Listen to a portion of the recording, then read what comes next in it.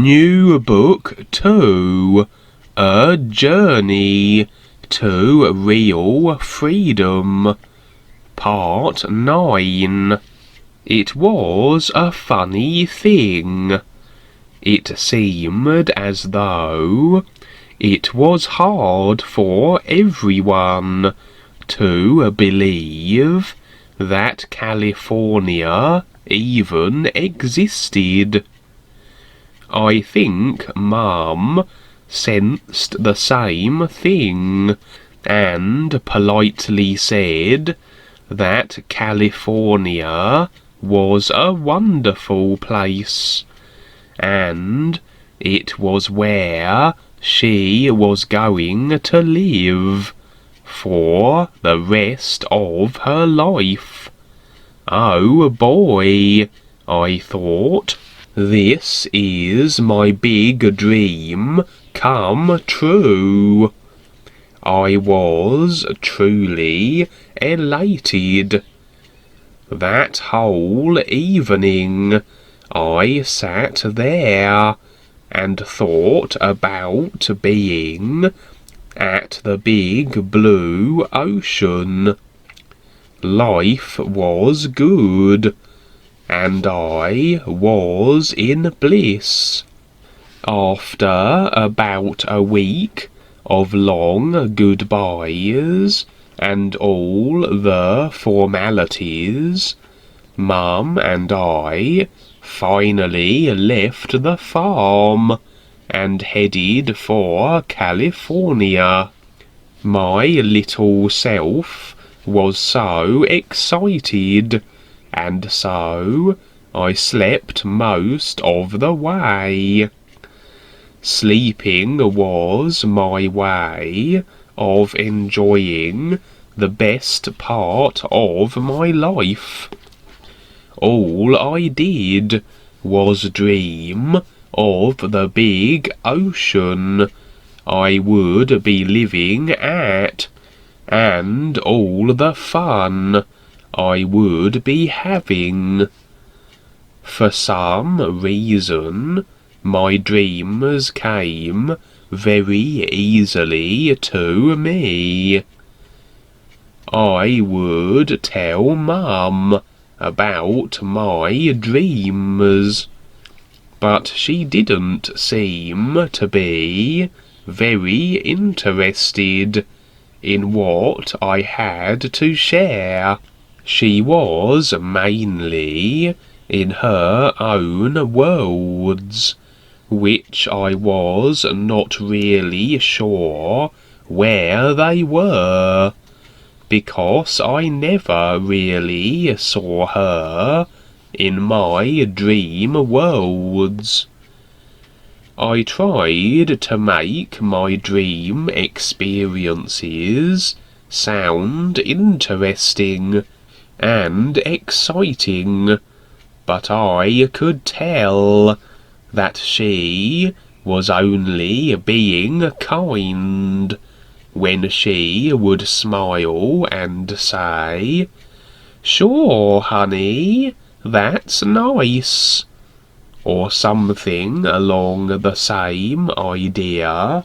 Was it that I was only 4 years old and almost 5, and unable to tell a good story?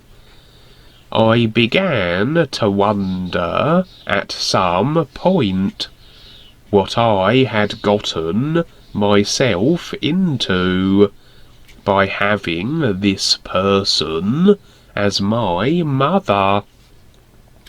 I knew there was a reason I was having my dream experiences, but as of yet I didn't know why. I always had the urge to talk about them and share the beauty I was seeing. The thought crossed my mind that she might be an alien, but At the time, I really didn't know what aliens were, since I was too young. My guess was that she didn't know how to dream yet. Me, on the other hand, I knew the great value of dreaming. It really didn't matter to me if she didn't know anything about dreaming. My only intent right now was for her to drive me to California. As we were driving along, I seemed to become a little older and wiser about what was going on, and so I decided to get a few things settled before we went any further on our journey. The first idea was about my dad. "Mum, what is my dad's name?" I asked, and as I did, boy did I get it. "I do not want you to ever mention his name again. You are not to speak of him. Is that clear?" she said, very sternly and abrupt to me. I was suddenly totally tongue-tied. I really was. Well, holy smackers, I thought, this is a wild scene. She did not even answer my question at all. A boy needs to know his dad's name. I certainly knew that already. Besides, how could I mention his name, which I didn't, when I don't even know what his name is? I sat and stared straight up out the windshield, looking up at the big blue sky in front of us. I was wondering if I would ever know his name. It's like, come on, give the little guy a break and just tell me his name. That was me thinking, but I wasn't going to say it out loud. When you are very young, things are strange if you are not happy.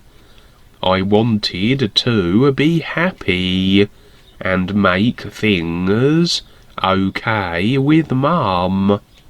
So I just pretended that it was all in fun what I said. "Okay, Mum, I won't ever ask again," I said, against my will, and a little forlorn, but still okay with it. I had my dreams, and I would be okay. What's with her? I thought to myself. Dad and she were not married that long, and now she wants to forget him entirely. Then I wondered if other kids had mothers that got rid of their dads. The whole idea made me pay more attention to the people I saw with kids.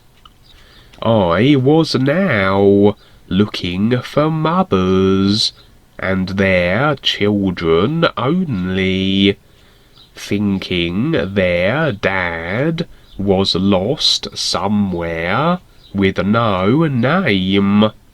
It was all a funny notion that I soon forgot.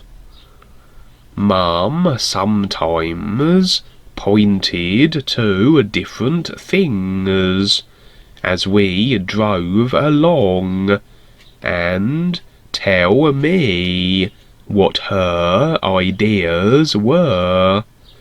I liked to hear her explain where we were and what we were seeing. Sometimes I wondered if she was just making things up because I was the little guy. At some point she said we were more than halfway to California. Great, I thought. We only have halfway to go. So many of the places we were passing through were really nice. It was summertime, and the living was easy. As we were driving, I decided to go back to my secret spot in my dreams and forget the outer scenery.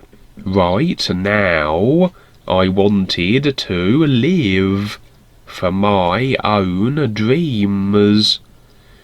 All the things that took place in my everyday outer life always took a lot of effort, but my dreams were effortless. So I sat back and went right to sleep. All of a sudden, I was on my dream beach again, with the sun shining overhead, and the fresh smell of the ocean breeze gently moving about. I was a little bigger now, and so I decided to just lie back on the sand and watch the birds that were flying in the sky.